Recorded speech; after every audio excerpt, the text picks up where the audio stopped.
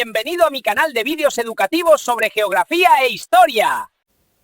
Hola, comenzamos con los vídeos que explican las principales características del Renacimiento. Comenzamos analizando su concepto. El término hace referencia al volver a nacer de la cultura europea tras la etapa medieval. Se busca recuperar los valores estéticos y la sabiduría de la antigüedad clásica grecorromana, por lo que hay una clara influencia del arte griego y romano. Además, supone una ruptura con el pasado medieval, al que los humanistas consideraban una época oscura y retrasada. El Renacimiento forjó un sistema de representación artística basada en la investigación y la razón. Ahora el hombre va a ocupar todo el centro. Este modelo de belleza y proporción se mantuvo prácticamente intacto en Occidente hasta finales del siglo XIX. No fue solo un cambio estético, sino una plenitud creadora que transformó la visión del mundo. Vamos a analizar el espacio cronológico y geográfico del arte renacentista. El 400 corresponde al siglo XV, que es la primera etapa del Renacimiento, identificado como el Renacimiento temprano. La sede de este 400 será Florencia. Por su parte, el 500 abarca el siglo XVI o Alto Renacimiento, con Roma como el nuevo centro artístico. Ambas etapas marcan el paso de la experimentación científica inicial a la madurez técnica absoluta y al recargar del manierismo. En cuanto al contexto político, podemos indicar que se produce el nacimiento de las monarquías autoritarias, que centralizan el poder frente a los señores feudales. Aparece el concepto de Estado moderno, caracterizado por una administración sólida y fronteras definidas. En ese pensamiento político va a ocupar un lugar ejemplar Nicolás Maquiavelo, al que vemos en la imagen. Se convive además grandes potencias como el Sacro Imperio Romano Germánico y el pujante Imperio Español iniciado por Carlos V. Ahí vemos un mapa de la situación europea del momento. El Imperio Español se convierte en el artífice del hallazgo y exploración de nuevos territorios en 1492, lo que se abre a un nuevo mundo, América. La incorporación de las riquezas americanas transforma radicalmente la economía y el poder del continente. Este hito histórico marca el fin de la Edad Media y el inicio de la Edad Moderna. Podemos ver en el mapa las redes comerciales que se establecen tras el descubrimiento de América. En cuanto al contexto económico, enlazando con lo anterior, la base de la economía, a pesar de lo anterior, mejor dicho, sigue siendo la tierra. Sin embargo, el comercio internacional cobra un protagonismo vital en las ciudades. Se desarrollan nuevas rutas y sistemas financieros que permiten la acumulación de capital en manos privadas. Empieza a desarrollarse el mercantilismo. El excedente económico permite que el arte se convierta en una inversión y un signo de distinción social. En cuanto al análisis social, la estructura social se mantiene piramidal, los mismos grupos de la Edad Media, cabezada por el rey, la alta nobleza y el clero. Sin embargo, va a surgir un nuevo grupo que va a ser la burguesía. Estos grupos gozan de leyes especiales que los protegen y les otorgan un estatus de superioridad frente al pueblo del que va a encabezar la burguesía, que poco a poco se irá enriqueciendo y reclamando sus derechos políticos. Tienen el privilegio de no pagar impuestos directos, lo que facilita la financiación de grandes obras. Siguiendo analizando el contexto social, vamos a hablar ahora del pueblo llano. Este grupo incluye a campesinos, artesanos, profesionales liberales y especialmente a la burguesía. A diferencia de los nobles, deben pagar impuestos directos y están sometidos a penas legales más severas. La burguesía, enriquecida por el comercio, se convierte en el grupo más dinámico y el mayor cliente de arte. Humanismo y antropocentrismo. El ser humano ahora se sitúa como el centro del universo, frente a la visión teocéntrica, Dios centro de todo, de la Edad Media. Se produce una clara separación entre los intereses de la vida cívica y los asuntos puramente religiosos. Los artistas e intelectuales estudian la naturaleza y la anatomía para reflejar la perfección del hombre. Otro punto importante que explica el arte del Renacimiento sería la Reforma Protestante, ya que se produce una gran ruptura religiosa que divide a la cristiandad europea entre católicos y protestantes. Este conflicto espiritual y político influye directamente en la temática y la función pedagógica del arte. La Iglesia de Roma reaccionará así utilizando el arte como una herramienta de prestigio y reafirmación dogmática frente a la Reforma Protestante de Lutero y de Juan Calvino, el luteranismo y el calvinismo. También es importante como contexto indicar algunas de las características del Renacimiento literario y científico. En este caso, la invención de la imprenta por Gutenberg en 1450 permite la difusión. Figuras como Leonardo da Vinci impulsan avances fundamentales en anatomía, mecánica y astronomía. Se recuperan y traducen los textos clásicos, renovando la filosofía y las letras en todas las cortes europeas. Surge también el mecenazgo. Ahí veis en la imagen como el Papa Julio II, que fue mecenas de Miguel Ángel, o Lorenzo de Medici, Lorenzo el Magnífico, de Sandro Botticelli. Reyes, papas y burgueses financian obras de arte para demostrar su riqueza, piedad y poder político. Surge la figura del mecenas, que protege económicamente al artista y le otorga libertad creativa. El artista deja de ser un artesano anónimo para convertirse en un intelectual de gran renombre social. Se produce un resurgir de los motivos clásicos adaptados a las nuevas funciones de la vida urbana.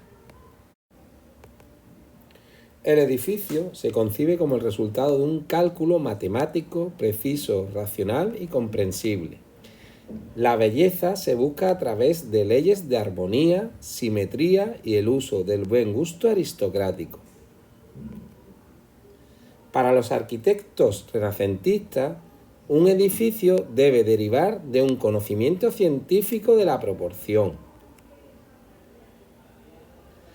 La cúpula se va a convertir en el símbolo de la geometría perfecta y a la vez de la majestad divina.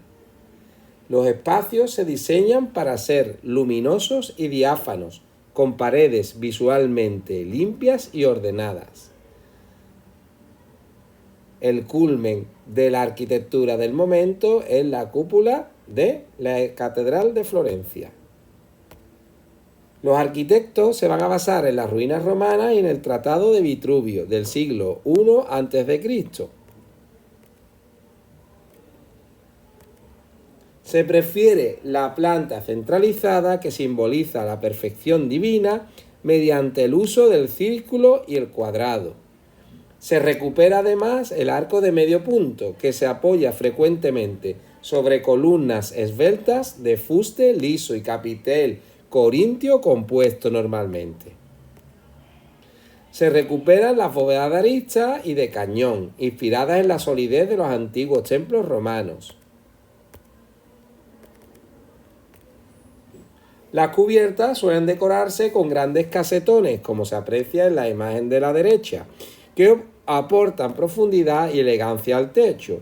La estructura horizontal reaparece con fuerza mediante el uso de entablamentos o arquitraves.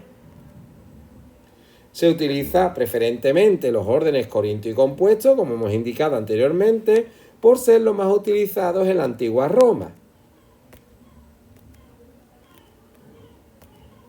Las paredes se articulan mediante el uso de pilastras que ayudan a marcar el ritmo visual del edificio. Cada elemento está sujeto a una escala humana, huyendo de la verticalidad abrumadora del gótico. Edificios más pequeños, menos altura. Vamos a analizar la gran figura de la arquitectura del 400, Filippo Brunelleschi, 1377-1446. Es el artista fundamental que sienta las bases del nuevo estilo arquitectónico en la ciudad de Florencia.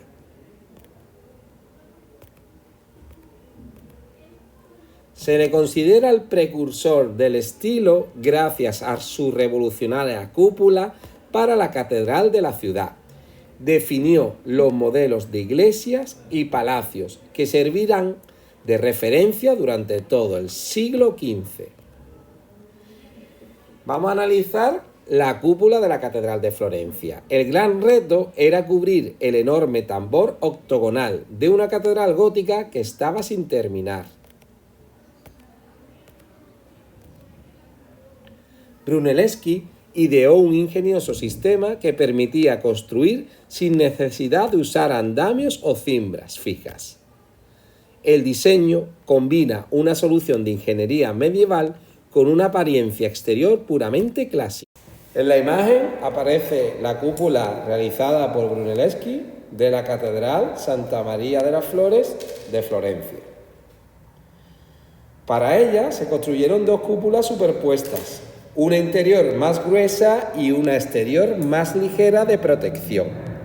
El espacio entre ambas actúa como cámara de aire, reduciendo drásticamente el peso de la estructura. Los empujes laterales se contrarrestan con anillos de madera y un aparejo de ladrillo en espina de pez. Vamos a analizar otra obra de Filippo Brunelleschi, concretamente la Capilla Pazzi. La Capilla Pazzi fue diseñada como recinto funerario para la poderosa familia de banqueros Pazzi, en el claustro de la iglesia de Santa Cruz. Presenta una planta rectangular que armoniza un pórtico exterior con una cúpula interior centralizada. El uso de la piedra gris sobre el muro blanco resalta las líneas geométricas y la proporción del espacio. En la imagen, la Capilla Pazzi. Vamos a analizar ahora la Basílica de San Lorenzo, en Florencia.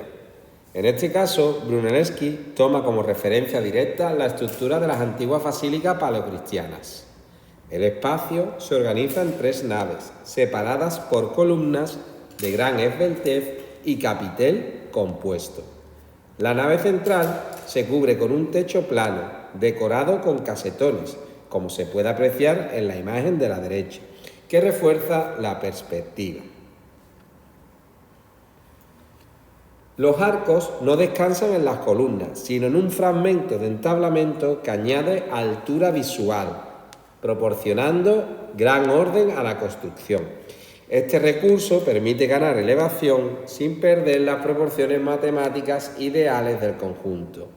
El diseño invita a que la vista se expanda de forma racional y ordenada tanto a lo largo como a lo ancho de la composición arquitectónica.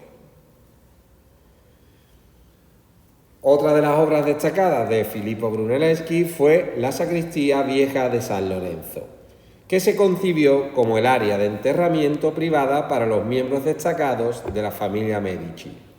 Su planta es un cuadrado perfecto, reflejando el ideal de perfección geométrica propio del humanismo. Está cubierta por una cúpula sobre pechinas que refuerza la unidad y la sencillez mística del espacio. Vemos la sección longitudinal de la Sacristía Vieja de San Lorenzo y la perspectiva interior. Otra de las obras a destacar sería la Iglesia del Santo Espíritu. Se trata de una obra póstuma. Brunelleschi perfecciona su búsqueda de la claridad visual y la armonía total. Mantiene el modelo basilical de San Lorenzo, pero con un ritmo más fluido y depurado en sus naves. La luz natural inunda el espacio, subrayando la racionalidad del diseño y la pureza de sus formas. Como se puede apreciar en la imagen, sobre columnas de fuste liso y capitel compuesto, se levanta una especie de entablamento para ganar altura y elevación. Los arcos de medio punto son los propios del 400. Continuamos analizando las principales obras de Filippo Brunelleschi. En este caso se trata del Palacio Pitti. En él, Brunelleschi establece el prototipo de palacio renacentista para la nueva aristocracia urbana y que desde Florencia se irá instalando en otras ciudades como Siena, Padua, etc. Se elimina la torre defensiva medieval para crear una fachada abierta y monumental que da directamente a la calle. El edificio transmite una imagen de solidez y poder absoluto, pero adaptada a la vida en la ciudad, a la vida de la Edad Moderna, lejos del castillo medieval. Destaca en esta obra del Palacio Pitti el uso del sillar almohadillado, donde las piedras sobresalen de la superficie para crear sensación de relieve. En la planta más baja se utiliza un sillar rústico, que ofrece una apariencia de piedra ruda sin tallar. Los vanos o ventanas de la base son pequeños, para acentuar así la sensación de fortaleza y seguridad. En la imagen aparece la fachada principal del Palacio Pitti. Palacio Pitti se trata de una obra de carácter civil en la colina del Boboli, en la ciudad de Florencia. En estos momentos, recordemos, es la cuna del movimiento renacentista. Los palacios son una muestra de la renovación de la ciudad que se produce en el Renacimiento y enmarcarán a la plaza, siendo el orgullo de los nuevos grupos sociales que quieren sustituir el amenazante castillo con sus fortificadas torres por nuevas edificaciones abiertas a la ciudad. En cuanto a su análisis formal, podemos decir que la fachada se articula en sentido horizontal por medio de su división en tres plantas, como se puede apreciar en la imagen. Estas plantas son remarcadas por cornisas y balaustradas que diferencian de las tres plantas y que rematan el edificio. La decoración refuerza esta disposición horizontal al repetir motivos, ventanas y sillar almohadillado. El aparejo almohadillado está graduado, siendo el de la planta baja más sobresaliente y desigual, produciendo un efecto de fortaleza y claroscuro, siendo así, como hemos dicho anteriormente, más rudo. En las plantas superiores el almohadillado es menos sobresaliente y de efecto más suave. La horizontalidad está también marcada por el ritmo de las ventanas, con sus correspondientes arcos de medio punto. En conclusión, Brunelleschi aplicó las leyes de la perspectiva lineal para controlar matemáticamente la percepción del espacio. Cada elemento del edificio está relacionado proporcionalmente con el ser humano y con el resto de la estructura. Sus innovaciones separaron definitivamente la arquitectura de los gremios medievales, convirtiéndolas en arte. Analizamos ahora la arquitectura del 580. A inicios del siglo XVI, Roma sustituye a Florencia como el principal centro de creación y mecenazgo. Los Medici van a ser sustituidos por los papas de Roma. El interés de los artistas se desplaza hacia la monumentalidad y la grandeza de la antigua Roma. De esta manera se estudian directamente las ruinas monumentales para aplicarlas a proyectos de una escala colosal. Pontífices como Julio II y León X inician una ambiciosa política de reconstrucción y ordenación urbana. Se busca convertir a Roma en la capital indiscutible de la cristiandad mediante grandes iglesias y palacios. El proyecto central de esta etapa es la construcción de la nueva Basílica de San Pedro del Vaticano, que analizaremos posteriormente. Otra de las grandes características del 580 es el surgimiento del manierismo. El ideal de equilibrio y calma comienza a dar paso a una interpretación más subjetiva y personal del arte. El equilibrio y calma del 480 se va a ser sustituido por una interpretación más subjetiva y personal. Esta interpretación surge de que los artistas empiezan a copiar la maniera de los grandes maestros, pero deformando sus reglas. Así surgirá el manierismo. Se valorará ahora la sorpresa, el artificio y la capacidad del genio para romper con la norma clásica. Las composiciones ahora se vuelven nerviosas y tensas, rompiendo la serenidad propia del 480. Triunfa la figura serpentinata, caracterizada por movimientos helicoidales, forzados y elegantes. Las proporciones se alargan artificialmente para crear un efecto de inestabilidad y belleza turbulenta. La gran figura de la arquitectura en el Cinquecento va a ser Miguel Ángel Buonarroti. Vamos a analizarla. Como hemos dicho, es la figura culminante del Renacimiento, destacando como arquitecto, escultor y pintor de un genio absoluto. Su obra principal se desarrolla en Roma, realizando proyectos de escala heroica para el Vaticano. Su estilo evoluciona desde el clasicismo propio de sus inicios más puro hacia un manierismo lleno de fuerza y drama. Empezamos a analizar sus grandes obras. Empezamos con San Pedro del Vaticano, diseñada y planificada por Donato Bramante. Sin embargo, Miguel Ángel asume la dirección de las obras y reforma profundamente el plan original. Eliminó elementos complejos como torres y accesos laterales que vemos en el plano inicial, que en la imagen de la derecha, para buscar una estructura más unitaria. De esta manera, transformó la basílica en un espacio de proporciones colosales centrado en el martirio del apóstol San Pedro. El exterior está recorrido por pilastras lisas de orden gigante que abarca varios pisos del edificio. Este recurso otorga una sensación de unidad y fuerza monumental que domina toda la obra. Se simplifica además la decoración exterior para que la potencia resida en la masa arquitectónica por sí misma. Vamos a verlo más detalladamente. Ahí vemos las enormes pilastras que alcanzan el segundo piso.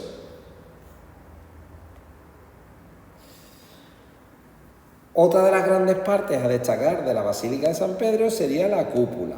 Aunque se inspira en el modelo de Florencia, Miguel Ángel va a crear una obra mucho más esbelta y dinámica. Su apariencia es pesada y maciza, lo que obligó a reforzar los pilares centrales para sostener su peso. La forma semiesférica está dividida por nervios robustos que rompen la monotonía de la superficie, como se puede apreciar en la imagen de la derecha.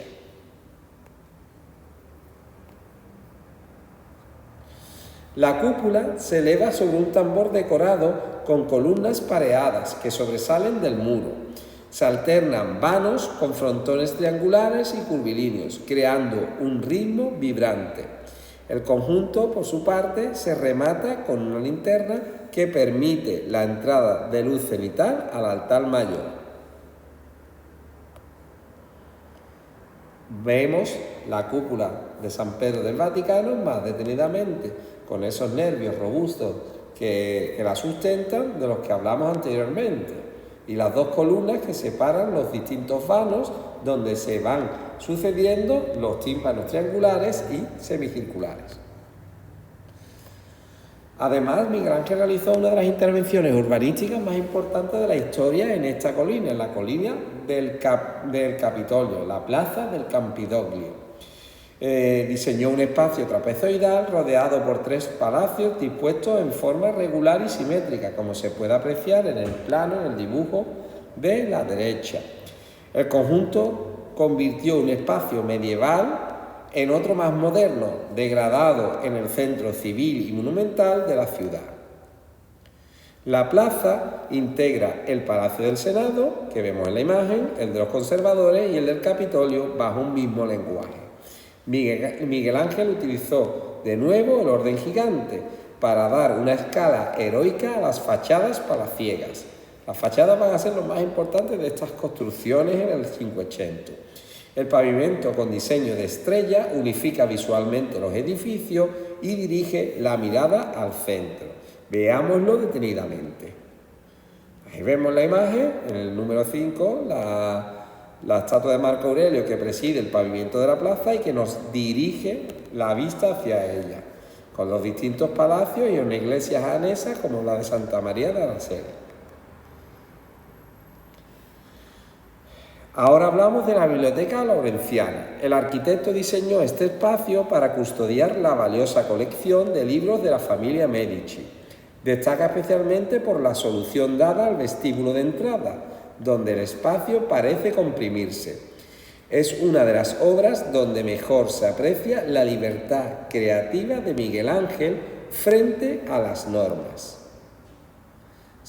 Vamos a analizar ahora la escalera que es uno de los aspectos más importantes de la Biblioteca Laurenciana, que en este caso podemos decir que se trata de una escalera monumental que parece desbordarse, con una cascada en un espacio pequeño. Combina peldaños curvos en el centro con tramos rectos en los laterales, como se puede apreciar en la imagen de la derecha. De esta manera se crea un fuerte dinamismo. La escalera funciona como una pieza de escultura independiente que dilata ópticamente la entrada, la hace más lejana. Miguel Ángel contrapone una pequeña puerta, como se ve al fondo, con el enorme volumen visual de la escalera central. Las columnas se insertan dentro del muro de forma puramente decorativa, perdiendo su función de carga. El uso de frontones partidos y ménsulas invertidas genera una sensación de tensión y sorpresa visual. Vemos detenidamente la escalera de la Biblioteca Laurenciana, el alterno de los escalones semicirculares con rectangulares y las columnas totalmente decorativas. Analizamos ahora la sacristía nueva de los Médicis, que fue concebida como capilla funeraria para miembros destacados de la familia Medici en San Lorenzo. Miguel Ángel intentó mantener un diálogo con la sacristía vieja de Brunelleschi, pero con un tono dramático. Aquí introduce cambios en las proporciones que rompen con la calma del siglo XV en favor de la expresión. En esta obra, el arquitecto logra una integración perfecta entre el diseño del muro y los grupos escultóricos de las tumbas.